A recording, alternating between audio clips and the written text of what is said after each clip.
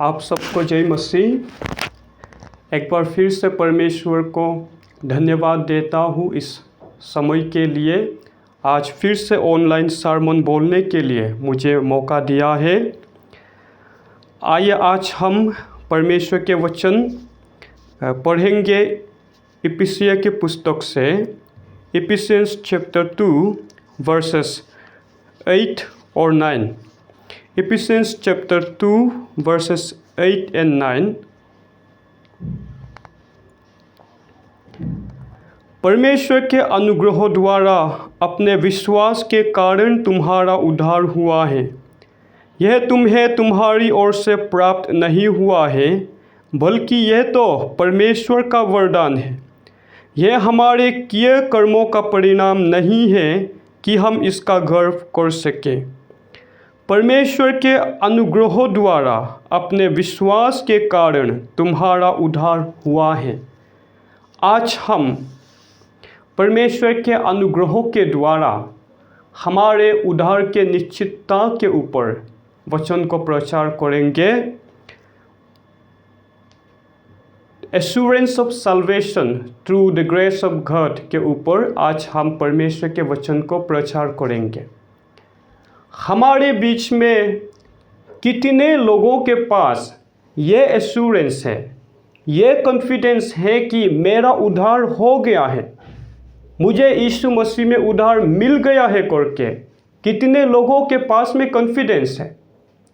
कितने लोग ये जानते हैं कि अगर मैं अभी मर जाता हूँ तो मेरा आत्मा परमेश्वर के पास जाएगा। जब भी मैं मरूंगा मेरा आत्मा नरक में ना गिरकर प्रभु यीशु मसीह के साथ अनंत जीवन में भागी होऊंगा। यीशु मसीह के साथ हमेशा के लिए अनंत जीवन में प्रभु के साथ प्रवेश करूंगा बोलकर कितने लोगों के पास में निश्चितता है। आज इस बात को हम अपने लिए निश्चित करेंगे कि क्या मुझे सचमुच उद्धार मिला है या नहीं। अगर मैं मर जाता हूँ तो मेरा आत्मा क्या प्रभु के पास जाएंगे या नहीं, इसके बारे में आज हम बात करेंगे। बाइबल पढ़ने पर परमेश्वर हम सबको आशीष दे। आमीन। आइए छोटा सा प्रार्थना करूँगा। हालेलुया। महान अनुग्रहकारी हमारे परमेश्वर पिता, आपको फिर से धन्यवाद देता हूँ इस सुंदर मौके के लिए। प्रभु आपके सामने आया हूँ और आपसे मांगता हूँ कि मेरे हर गलती, अपराध, पापों को आप क्षमा कीजिए। और आज प्रभु, जैसे कि आपने मुझे आपके वचन को प्रचार करने के लिए यहाँ खड़ा किया है, हे प्रभु मुझे आप अपने पवित्र आत्मा के द्वारा अगुवाई कीजिए। मेरे होठों को प्रभु आप स्पर्श कीजिए, अभिषेक कीजिए मुझे प्रभु आपके वचन को बोल सकने के लिए। सुनने वाले लोगों को आत्मिक जागृति के लिए किस वचन की ज़रूरत है, वो वचन को प्रभु प्रचार कर सकने के लिए मुझे आप पवित्र आत्मा के द्वारा मदद कीजिए। आज हम इफिसियंस चैप्टर 2 वर्सेस 8 और 9 पर आधारित होकर हमारे उद्धार की निश्चितता के ऊपर वचन को प्रचार करने जा रहा हूँ। प्रभु पवित्र आत्मा के द्वारा अगुवाई कीजिए कि आपके महिमा के लिए सब कुछ हो सके। परमेश्वर पिता के नाम के महिमा के लिए धन्यवाद देते हुए प्रभु यीशु मसीह के नाम से मांगते हैं। आमीन। Praise the Lord. हम सब लोग क्रिश्चियंस हैं और हम सब लोग क्रिश्चियन ज़िंदगी जी रहे हैं। कोई बीमार है, चलिए प्रार्थना करने के लिए जाते हैं, बोलने से हम भी साथ में चले जाते हैं। आज संडे है, गिरजा जाना है, हम भी साथ में चले जाते हैं। कोई गलत बात बोल देता है, उसको हम लोग क्रिटिसाइज़ करते हैं। कोई बुरा काम करता है, उसको हम लोग क्रिटिसाइज़ करते हैं। जब सब मिलकर गाना गाने की समय आती है हम भी साथ में गाते हैं। जब प्रेयर करने की बारी आते हैं हम भी प्रेयर करते हैं। जब वचन प्रचार करने के लिए मौका मिलता है हम भी प्रचार करते हैं। जैसे एक क्रिश्चियन को जीना है हम सब लोग जी रहे हैं। यदि प्रभु यीशु मसीह बोलेंगे कि पासीघाट में जितने क्रिश्चियंस हैं चलो आप सब लोग मिल के एक साथ स्वर्ग में आ जाओ, तब तो मैं भी साथ में आ जाऊंगा। हम सब एक साथ चले जाएंगे, स्वर्ग में हम सब प्रवेश करेंगे। लेकिन सोचने वाली बात यह है, अगर प्रभु यीशु मसीह हमको बोलेंगे कि पासीघाट में जितने विश्वासी हैं, जितने क्रिश्चियंस हैं, हर एक को एक एक करके टेस्ट करने के बाद में एक एक करके स्वर्ग में प्रवेश करना पड़ेगा, तो क्या हम जब अकेला होगा क्या मैं स्वर्ग में प्रवेश कर पाऊंगा? जब हम अकेले होंगे क्या हम स्वर्ग में प्रवेश कर पाएंगे? ग्रुप में जब हम रहते हैं एक साथ आप लोग स्वर्ग में आओ बोलने से तो हम लोग एक साथ स्वर्ग में आ जाएंगे, एक साथ स्वर्ग में प्रवेश करेंगे। लेकिन एक एक करके सब लोग अलग अलग से प्रवेश करो बोलने से कितने लोग क्वालिफाई होंगे? यह हमारे लिए सोचने वाली बात है। अभी भी हम लोगों को ये नहीं पता कि मेरा आत्मा का क्या होगा। हाँ, क्रिश्चियन नाम लेकर, बपतिस्मा लेकर, क्रिश्चियन नाम लेकर हम लोग जी रहे हैं, लेकिन इसी समय अगर मेरा मृत्यु हो जाती है तो मैं कहाँ जाऊंगा? मेरे आत्मा का क्या होगा? इसका निश्चितता अभी तक हमारे पास में नहीं है। और अभी भी हम क्रिश्चियंस के पास में अपने उद्धार की निश्चितता नहीं है, क्योंकि अभी तक हम पूरी तरह से परमेश्वर के अनुग्रह को समझ नहीं पाए हैं। अनुग्रह में जिंदगी कैसे जिया जाना है अभी तक हमको समझ में नहीं आए हैं। We have not yet fully understood the grace of God. That's why still we are confused. We don't have the assurance of our salvation. हमें अपने उद्धार की निश्चितता नहीं पता, क्योंकि अभी तक परमेश्वर के अनुग्रह में कैसे जिया जाना है हमें मालूम नहीं है। हम सबसे पहले तो अपने क्वालिटी, अपने एबिलिटी के ऊपर, अपने कामों के ऊपर में हम लोग निर्भर करते हैं। अपने कामों के ऊपर हम लोग निर्भर करते हैं। परमेश्वर के अनुग्रह पर निर्भर ना होकर, परमेश्वर के अनुग्रह पर, परमेश्वर के ग्रेस पर डिपेंड ना होकर हम अपने कर्मों पर, अपने कामों पर डिपेंड करना चाहते हैं। इसी के लिए अभी तक हमारे पास में कॉन्फिडेंस नहीं है, अभी तक हमारे पास में अपने सल्वेशन की एश्योरेंस नहीं है। एक दिन में कभी अचानक से 2 घंटा जोरदार लगातार प्रार्थना किया, हमको लगता है ओ मैं ही सबसे अच्छा क्रिश्चियन हूँ, मैं ही प्रभु के पास जाऊँगा। दूसरे दिन किसी कारणवश प्रार्थना करना भूल जाते हैं, प्रार्थना नहीं कर पाते हैं। हमारे दिल में ये आ जाता, अरे मुझसे गंदा आदमी है ही नहीं, मुझसे कमज़ोर आदमी है ही नहीं, मैं मरूंगा तो मेरा क्या होगा, ये सोचने लगते हैं। अभी तो कन्फ्यूज़न में हम पड़े हुए हैं। पूरी तरह से एश्योरेंस हमारे पास में नहीं है। क्यों? क्योंकि अभी जैसे मैंने बोला, अभी तो हम अपने कामों के ऊपर डिपेंड कर रहे हैं। यीशु मसीह को देखने के वजह, परमेश्वर के अनुग्रह में जीवन जीने के वजह, अपने कर्मों के द्वारा, अपने एबिलिटी के द्वारा क्रिश्चियन लाइफ को जीने के लिए हम कोशिश कर रहे हैं। जबकि हमें चाहिए कि हम अपने आप को ना देखकर यीशु मसीह को देखते हुए परमेश्वर के अनुग्रहों के अंदर में क्रिश्चियन जिंदगी जीना है। हम लोग इस बात को ध्यान से समझने के लिए एग्जाम्पल लेंगे इजराइलियों का, यहूदियों का एग्जाम्पल हम लोग लेंगे। यहूदी लोग परमेश्वर के राज्य में प्रवेश करने के लिए या उनके अपने उद्धार के लिए अपने कामों पर बहुत ज़्यादा निर्भर करते थे, कर्मों पर, अपने एक्शन पर बहुत ज़्यादा उन लोग डिपेंड करते थे। परमेश्वर ने उन लोगों को कैसे ज़िंदगी जीना चाहिए, कैसे शुद्ध ज़िंदगी, पवित्र ज़िंदगी जीना चाहिए, कैसे एक सुंदर ज़िंदगी जीना चाहिए, परमेश्वर ने उन लोगों को पूरा डायरेक्शन दे दिया था। अपने वचनों के द्वारा उनको हर चीज़ सिखा के रखा हुआ था, व्यवस्था दिया गया, 10 कमांडमेंट्स उनको दिया गया। और जितने भी उस 10 कमांडमेंट्स को फॉलो करेंगे, जिन लोग उन 10 आज्ञाओं का पालन कर पाएंगे, उनको उद्धार मिल जाएगा। लेकिन उनमें से अगर कोई एक भी आज्ञा को तोड़ देता है, पूरा नहीं कर पाता है, तो उसका लिए उद्धार नहीं रह जाएगा। उद्धार अगर पाना हो तो 10 आज्ञाओं का पालन करना पड़ेगा। सिर्फ 10 आज्ञा, ओनली 10 कमांडमेंट्स। अरे ये तो बहुत मामूली से हो जाएगा, सोचा भी होगा किसी ने। लेकिन उन 10 आज्ञाओं को जब जीवन में लागू करने की समय आया, तब सबसे बड़ा प्रॉब्लम्स निकल गया। कोई ज्यूस, कोई इजरायली एक आज्ञा, फर्स्ट कमांडमेंट फॉलो कर सकते थे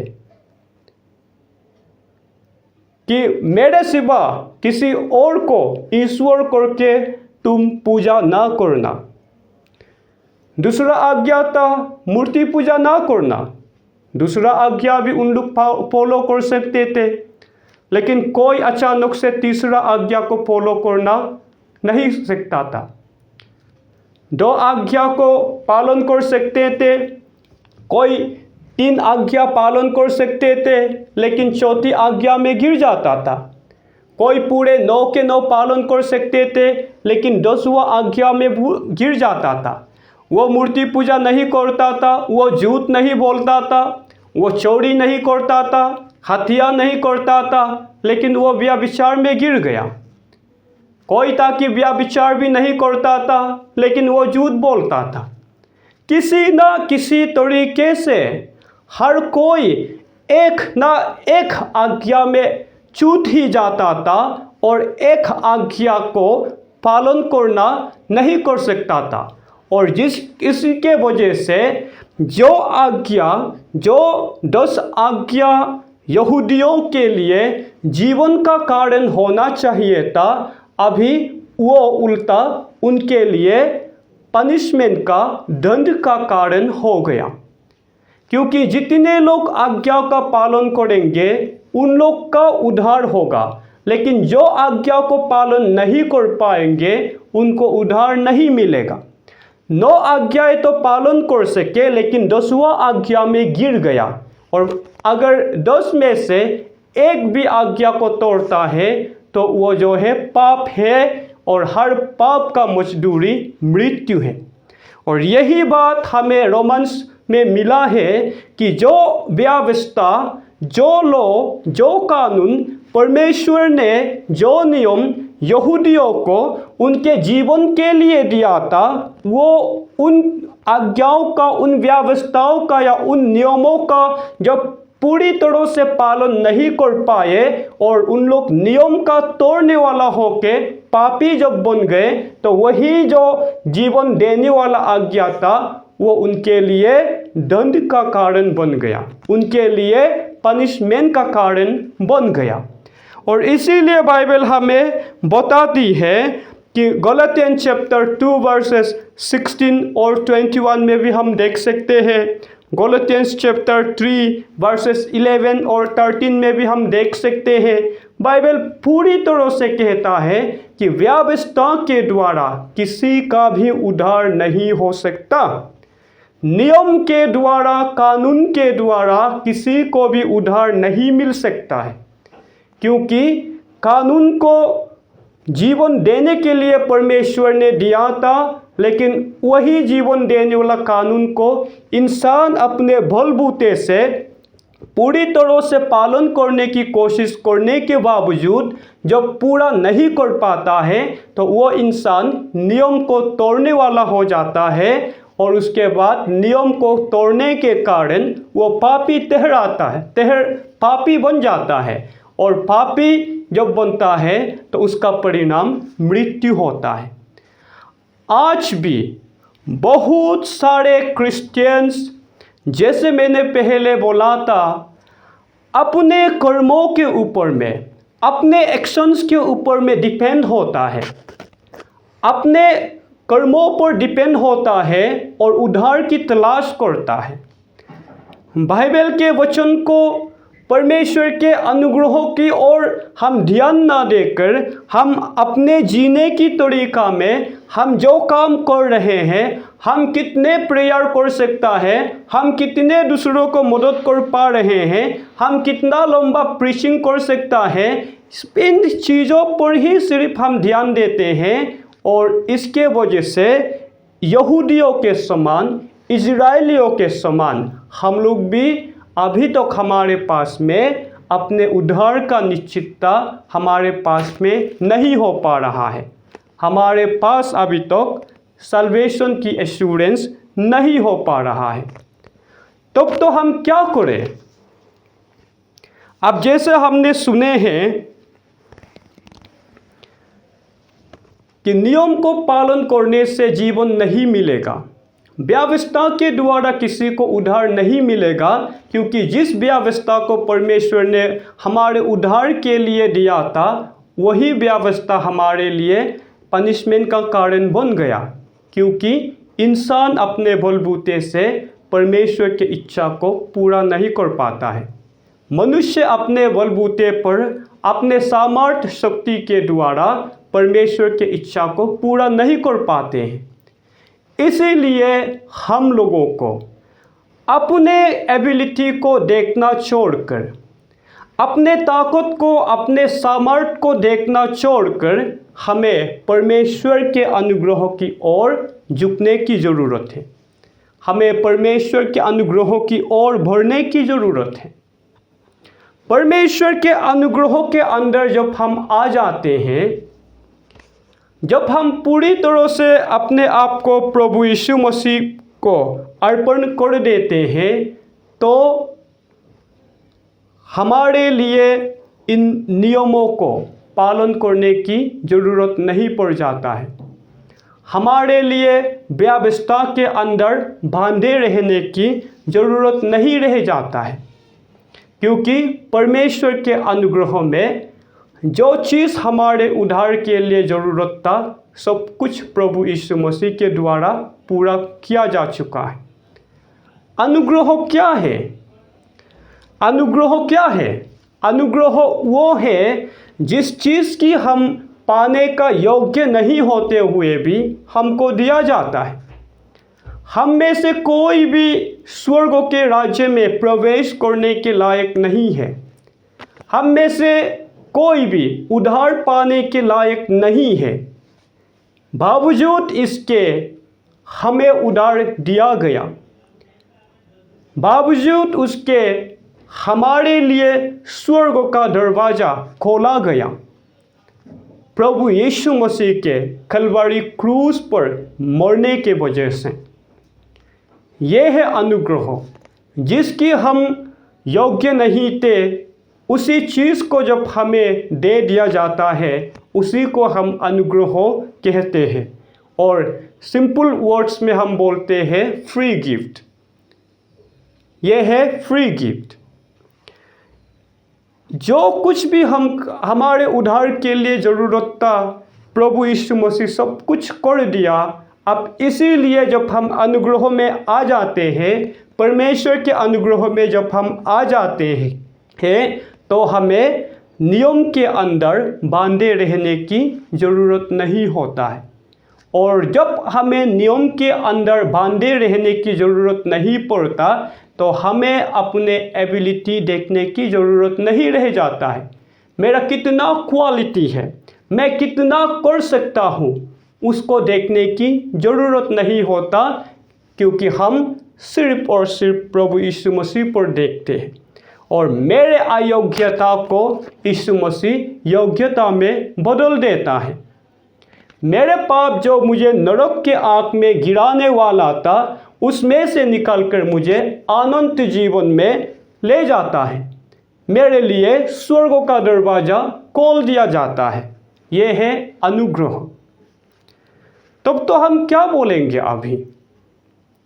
बाइबल बोलता है कि अनुग्रह में जब हम प्रवेश करते हैं तो हमें कुछ भी करना नहीं पड़ता। तब तो हम क्या करें? जब यीशु मसीह सब कुछ कर चुके हैं और हमें कुछ भी करने के लिए हमारे लिए नहीं रह गया, तब तो हम चलो जो हमारे दिल में आएगा हम करेंगे। हमें पीने का मन है हम पिएंगे, खाने का मन है हम खाएंगे, जो करने का मन है हम करेंगे, मौज मस्ती का जीवन जिएंगे, पाप से भरा हुआ जीवन जिएंगे, क्योंकि अनुग्रह में हम जी रहे हैं और अनुग्रह में हमें कुछ करने की ज़रूरत नहीं है। प्रभु यीशु मसीह ने सब कुछ कर दिया। क्या हम ये सोचें? कभी भी नहीं। यही सवाल पौलुस ने भी बाइबल में उठाया है। हम देखेंगे रोमन चैप्टर 6 वर्स 1 में।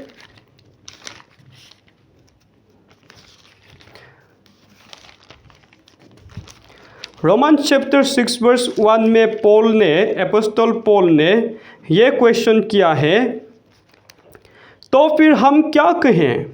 क्या हम पाप ही करते रहें ताकि परमेश्वर का अनुग्रह बढ़ता रहे? वर्स 2 में वही जवाब देता है, निश्चय ही नहीं, कभी भी नहीं। हम जो पाप के लिए मर चुके हैं, पाप में ही कैसे जिएंगे? यीशु मसीह में जब हम विश्वास कर लेते हैं तो प्रभु यीशु मसीह ने क्रूस पे जो अपना जान दिया था वो हमारे लिए था। बाइबल बोलता है हम यीशु के साथ मर जाते हैं। पाप के लिए हम मर गए हैं, और जो पाप के लिए मर गया दोबारा हम पाप में कैसे जी सकते हैं? हम पाप के लिए मर चुके हैं तो हम पाप के लिए दोबारा कैसे पाप में जी सकते हैं? इसका मतलब मेरे भाइयों और बहनों, परमेश्वर के अनुग्रह में जीने का मतलब ये नहीं है कि हमारे जी में जो आए, जो हम करना चाहते हैं उसको करने के लिए, जो हम देखना चाहते हैं वो देखने के लिए, जो हम बोलना चाहते हैं बोलने के लिए, जो हम पाप का ज़िंदगी जीना चाहते हैं उसको जीने के लिए हमें सर्टिफिकेट मिल गया, ऐसा बिल्कुल भी नहीं है। परमेश्वर के अनुग्रह हमें अपने उद्धार के लिए काम करने से रोक देती है, क्योंकि मेरा उद्धार के लिए जो भी ज़रूरत था यीशु मसीह ने कर दिया। लेकिन वो अनुग्रह हमें पाप करने की अनुमति नहीं देता है। परमेश्वर के अनुग्रह हमारे लिए पाप करने की सर्टिफिकेट नहीं है। The grace of God does not certify us to sin. It is not a certificate of our living a sinful life. लेकिन क्या है तब तो अनुग्रह? परमेश्वर के अनुग्रह हमें और भी परमेश्वर की तरफ ही हमको ले जाता है, हमें परमेश्वर में और गहराई से आगे बढ़ाता है। 1 जॉन चैप्टर 3 वर्स 9 में हम फिर से देखेंगे। 1 जॉन चैप्टर 3 वर्स 9 में, जो परमेश्वर की संतान बन गया पाप नहीं करता रहता, क्योंकि उसका बीज तो उसी में रहता है। सो वो पाप करता नहीं रह सकता, क्योंकि वो परमेश्वर की संतान बन चुका है। परमेश्वर के अनुग्रह में जब हम जीवन जीना शुरू करते हैं हम परमेश्वर के संतान बन गए हैं, और जो परमेश्वर के संतान बन गया वो कभी भी पाप में जीता ही नहीं रहता है। याद रखने के लिए मेरे मंडली भाई बहनों, परमेश्वर के अनुग्रह को हम किस चीज़ से समझ सकते हैं? परमेश्वर के अनुग्रह को हमारे समझने के लिए जो सबसे अच्छा एग्जाम्पल है वो है हमारे जीवन में परमेश्वर के पवित्र आत्मा के अभिषेक। The greatest symbol for the grace of God is our being anointed with the Holy Spirit. परमेश्वर के अपने आत्मा को हमारे जीवन में उंडेल देना, ये ही है सबसे बड़ा अनुग्रह का सिंबल। जब हम अपने आप को प्रभु यीशु मसीह में सरेंडर कर लेते हैं, जब हम पूरी तरह से खुद को यीशु मसीह को दे देते हैं, तो जैसे बाइबल हमें बताती है कि 1 जॉन चैप्टर 1 वर्स 7 में परमेश्वर के बेटा यीशु मसीह का पवित्र खून हमें हमारे हर पाप से धो देती हैं। और जैसे ही हमारे जीवन से हर पाप को यीशु मसीह का खून से धो दिया जाता है, तो हम पाप मुक्त हो जाते हैं, हम लोग सिन फ्री हो जाते हैं। और तब 1 कोरिन्थियंस चैप्टर 3 वर्स 16 के वचन के अनुसार हमारे जो पहले जो पापी वाला जो शरीर था, क्योंकि अभी यीशु मसीह का खून से धो दिया गया है, अब ये मामूली इंसान का शरीर ना होकर परमेश्वर के पवित्र आत्मा का पवित्र मंदिर बन जाता है। Praise the Lord, hallelujah. परमेश्वर के पवित्र आत्मा का मंदिर जब हम लोग बनते हैं, हमारे जीवन में जब पवित्र आत्मा निवास करने लगता है, जब हमारे मन में, हमारे शरीर में परमेश्वर के पवित्र आत्मा जब निवास करने लगता है, तो वो पवित्र आत्मा हमारे जीवन को चलाने लगता है। और जब पवित्र आत्मा हमारे जीवन को चलाता है, तब हम लोग बदल जाते हैं, हम लोग बोर्न अगेन क्रिश्चियन बन जाते हैं, हम लोग ट्रांसफॉर्म क्रिश्चियन बन जाते हैं, हम लोग न्यू क्रिएशन बन जाते हैं। जब पवित्र आत्मा मेरे आंखों को चलाने लगता है, तो परमेश्वर के अनुग्रह में आने से पहले जब मैं पाप में जीवन जी रहा था, तो जो गंदे चीज़ें मैं बहुत ही देखने के लिए इच्छुक होता था, जो चुप चुप के मैं गंदे चीज़ें देखा करता था, जब पवित्र आत्मा मेरे आंखों को चलाने लगता है, तो वो गंदे चीज़ें देखने की जो मेरे आंखों में इच्छा है, वो चली जाती हैं। जब पवित्र आत्मा मेरे मुंह को चलाने लगता है, कंट्रोल करने लगता है, तो पाप में जीवन जीते समय में जो मैं गंदी गंदी बातें बोलना अच्छा लगता था, वो इच्छा अभी पूरी तरह से खत्म हो जाता है। जब पवित्र आत्मा मेरे जीवन को चलाने लगता है, तो पाप में जीते समय में मेरा दिल में जितना गंदगी भरा हुआ होता था, वो गंदगी अभी नहीं रह जाता है। जो गलत इच्छाएं मेरे दिल में आता था, जो खराब इच्छाएं, गंदी विचार, गंदी इच्छाएं जो मेरे जीवन में होता था, मेरे दिल में होता था, वो सब पूरी तरह से गायब हो जाता है, क्योंकि पवित्र आत्मा मेरे दिल को चलाने लगता है।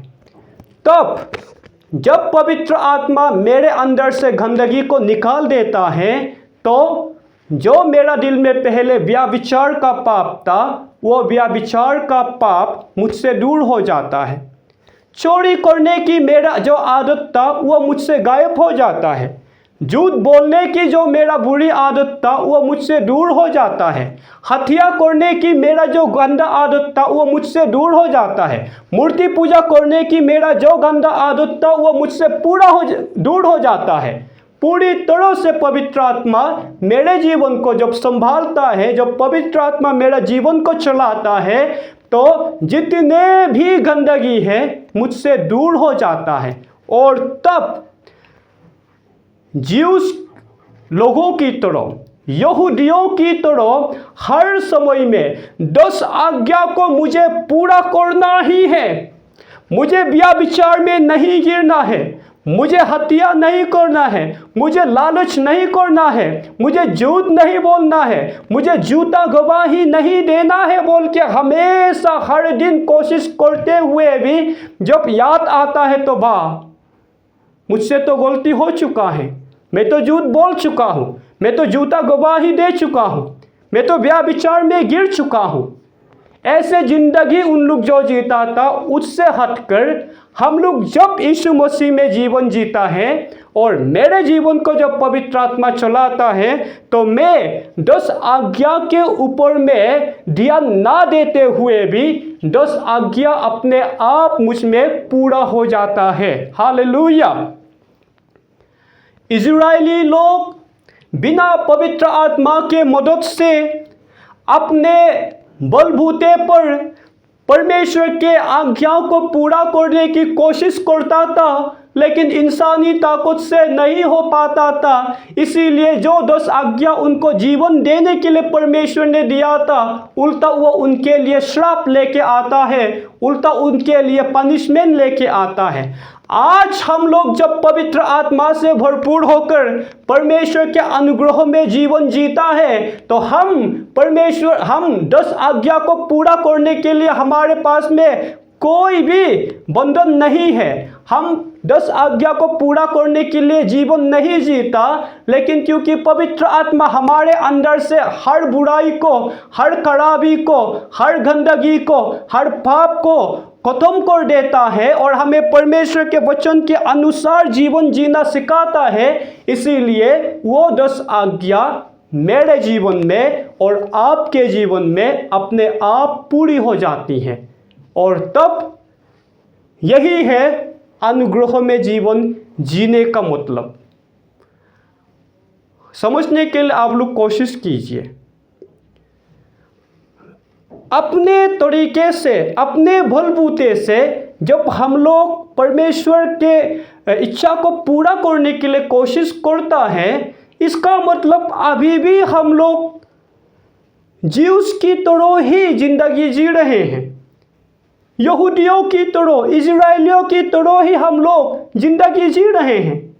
हर समय हम लोग परमेश्वर की इच्छा को पूरा करने की कोशिश करता है, लेकिन जब भी ध्यान आता है हमसे गलतियां हो ही चुका होता है। हम नियम को पालन करने वाला ना होकर नियम का तोड़ने वाला हम लोग बन जाते हैं, और नियम का तोड़ना पाप है और पाप का मजदूरी मृत्यु है, पाप का फल मृत्यु है। लेकिन उसी के उल्टा, उसी के ऑपोजिट में जब हम पवित्र आत्मा से भरपूर होते हैं, जो कि परमेश्वर के अनुग्रह का सबसे बड़ा चिन्ह है, जो परमेश्वर के अनुग्रह का सबसे बड़ा सिंबल है, पवित्र आत्मा से भरपूर होकर पवित्र आत्मा के द्वारा हमारे जीवन को जब चलाए जाते हैं, तो परमेश्वर के वचन हमारे जीवन में अपने आप पूरा हो जाते हैं। तो हम लोग नियम का पालन ना करते हुए भी नियम हम में अपने आप पूरा हो जाता है, और ये अनुग्रह में जीने की हमारे फ़ायदा है। ये है हमारे लिए परमेश्वर के अनुग्रह में जीवन जीने की फ़ायदा। और इसीलिए बाइबल में प्रभु यीशु मसीह ने भी क्या कहा है? गॉस्पेल मैथ्यू चैप्टर 5 वर्स 17 में प्रभु यीशु मसीह ने कहा है,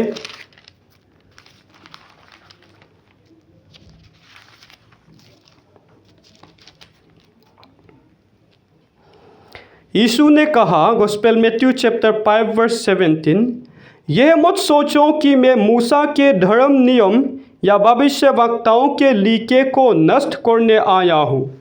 मैं उन्हें नष्ट करने नहीं बल्कि उन्हें पूर्ण करने आया हूँ।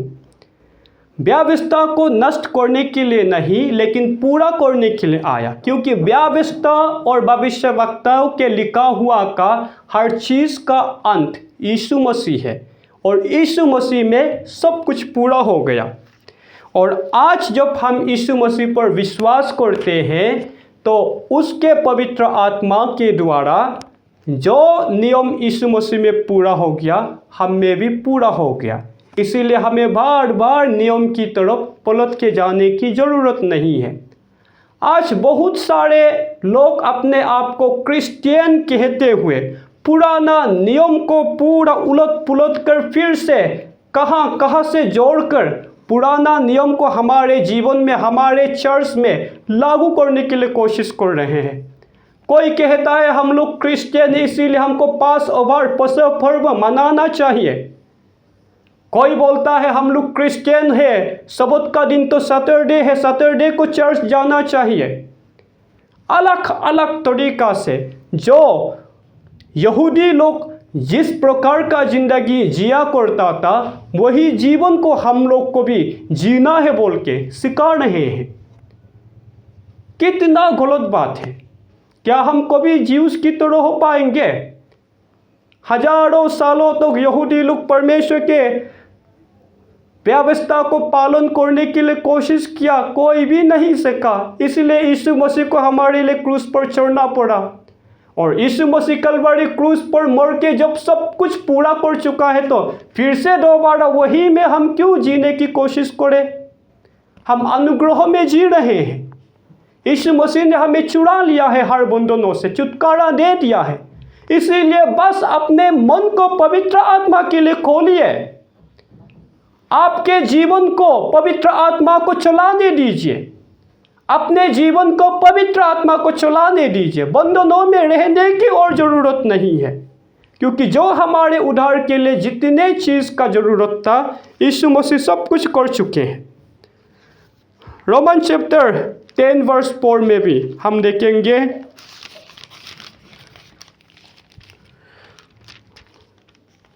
रोमन्स चैप्टर 10 वर्स 4 में यह क्लियरली बताया है, मसीह ने व्यवस्था का अंत किया ताकि हर कोई जो विश्वास करता है परमेश्वर के लिए धार्मिक ठहराए।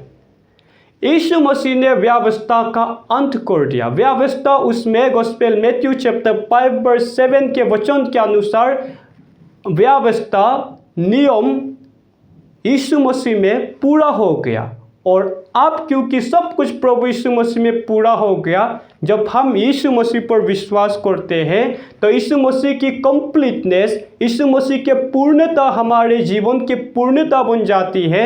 इसीलिए हम पापी होते हुए भी परमेश्वर के नज़र में यीशु मसीह के द्वारा धर्मी ठहराए जाते हैं।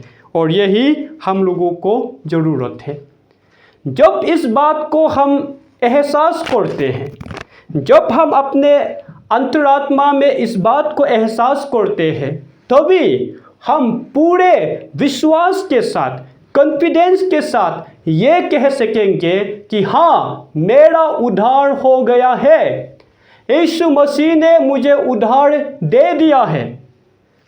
मैं अगर अभी मर भी जाऊंगा तो मेरा आत्मा यीशु मसीह, प्रभु यीशु मसीह के साथ में अनंत जीवन का भागी होगा। अगर मेरा मृत्यु अभी हो जाती है तो भी मेरे आत्मा कभी भी नरक में नहीं गिरेगा, क्योंकि यीशु मसीह के में विश्वास करने के कारण परमेश्वर के अनुग्रह से मेरा उद्धार हुआ है। I have the assurance of my salvation, for I am saved because of your grace, Lord. और ये कॉन्फिडेंस, ये एश्योरेंस हम लोगों को चाहिए। याद कीजिएगा और अपने आप को जांच करके देखिए। हम क्रिश्चियन हैं, क्रिश्चियन जिंदगी जी रहे हैं, लेकिन अभी भी हम ये नहीं मान पाते कि मेरा उद्धार हुआ है। अभी भी हमारे पास ये कॉन्फिडेंस नहीं है कि अगर मेरा मृत्यु अभी हो जाती है तो मैं स्वर्ग में प्रभु के साथ जाऊंगा करके मेरे पास में अगर अभी तक कॉन्फिडेंस नहीं है, अभी तक निश्चितता नहीं है, इसका मतलब हमें अपने आप को सुधारने की ज़रूरत है। हमें और गहराई से प्रभु के पास आने की ज़रूरत है। हम क्रिश्चियन हैं, लेकिन अभी भी अगर हम पाप से भरा हुआ जीवन जी रहे हैं, इसका मतलब अभी तक हमने परमेश्वर के अनुग्रह को गहराई से नहीं समझा है। सिर्फ ऊपर ही ऊपर हम लोग क्रिश्चियन बन के जी रहे हैं। जैसे पहले बोला था कि पासीघाट का जितना क्रिश्चियन है एक साथ स्वर्ग में आ जाओ, तो हम भी साथ में आएगा, लेकिन एक एक करके आओ बोलेगा तो मैं जाऊंगा या नहीं पता। अभी तक इसी स्थिति में कंफ्यूजन से भरा हुआ ज़िंदगी हम लोग जी रहे हैं। लेकिन मेरे भाइयों और बहनों, यीशु मसीह ने हमें कंफ्यूजन में जीने के लिए नहीं बुलाया है। लेकिन यीशु मसीह हमारे लिए पूरी तरह से 100% क्लियरेंस हमको दे चुके हैं। यीशु मसीह के आत्मा हमारे दिल में, हमारे दिमाग में कभी भी कन्फ्यूजन पैदा नहीं करता है, लेकिन हर चीज़ क्लियर कर देता है। और सबसे नंबर 1 जो हमारे आत्मा में ज़रूरत है वो है हमारे अपने उद्धार का निश्चितता। पवित्र आत्मा हमारे जीवन में उस उद्धार का निश्चितता को पैदा करता है। Holi spirit gives the assurance of salvation in us. So that's what we need. हमें अपने उद्धार की निश्चितता की ज़रूरत है। परमेश्वर के अनुग्रह में जीवन जीना हमको सीखना पड़ेगा।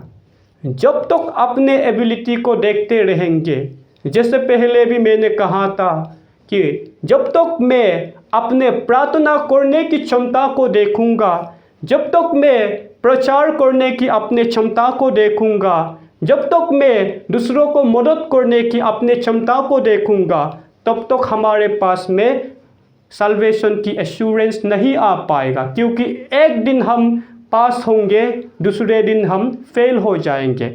एक दिन हम सही होंगे, दूसरे दिन हम गिर जाएंगे। बहुत से लोग क्या सोचते हैं, अच्छा काम करना ही हमारे लिए सबसे ज़रूरी है, ऐसा हम लोग मानने लगते हैं। लेकिन आप लोग भी ध्यान से समझने की कोशिश कीजिएगा, बिना यीशु मसीह का हम जो अच्छा काम करते हैं वो सिर्फ इस दुनिया तक ही सीमित है। लेकिन पवित्र आत्मा के द्वारा जब हम अच्छा काम करते हैं तो वो स्वर्ग तक चला जाता है, अनंत जीवन तक के लिए होता है। बिना यीशु मसीह के हम दूसरों को मदद करेंगे तो वो अच्छाई सिर्फ इस दुनिया तक रहेगा।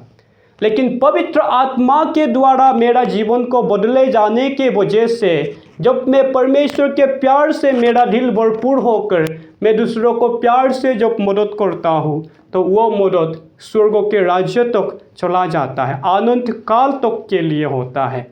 और ये है अनुग्रह से हमारे जीवन में आने वाला। आज हम सब लोग आए, हम अपने आप में, हाँ मेरे पास में उद्धार का निश्चितता है करके हम सब लोग जो है अपने आप को तैयार करते हैं। अपने सल्वेशन के एश्योरेंस हम सब लोग जो है कन्फेस करते हैं। अभी तक जिनके जीवन में, अभी तक जिनके मन में ये निश्चितता नहीं है कि मेरा उद्धार हुआ है, खुद को प्रभु यीशु मसीह में सरेंडर कीजिए। पवित्र आत्मा के लिए अपने मन को खोलिए, अपने जीवन को पवित्र आत्मा को चलाने दीजिए। अपने अच्छाई पर भरोसा मत कीजिए, अपने बलबूते पर भरोसा करना छोड़ दीजिए, लेकिन पूरी तरह से खुद को यीशु मसीह को दे दीजिए। पवित्र आत्मा के हवाले कीजिए अपने आप को, जीवन को पवित्र आत्मा के द्वारा चलाने दीजिए। और जिस दिन मेरा और आपके जीवन को पूरी तरह से पवित्र आत्मा चलाने लगेगा, तब बिना किसी के मदद के, बिना किसी के बताए हमारे अपने आत्मा में हमको महसूस होगा, हमको मालूम होगा, एहसास होगा, हाँ सचमुच मेरा उद्धार हो गया है। मैं अभी मर जाऊंगा तो भी मैं कभी भी लॉस नहीं होऊंगा, लेकिन मेरा आत्मा प्रभु के साथ हमेशा के लिए जीवित रहेगा। ये निश्चितता हम में होगी। आज जो भी हमने परमेश्वर के वचन बोले हैं, अगर गलती हो तो भी प्रभु क्षमा करेंगे और हम सचमुच प्रभु में आगे बढ़ सकने के लिए ऐसा ही कन्फ्यूजन से भरा हुआ जीवन ना जीकर हम सबके पास में अपने उद्धार का निश्चितता होने के लिए, हम सबके पास में अपने सल्वेशन के एश्योरेंस होने के लिए अपने वचनों के द्वारा परमेश्वर हम सबको आशीष दे। आमीन। Praise the Lord.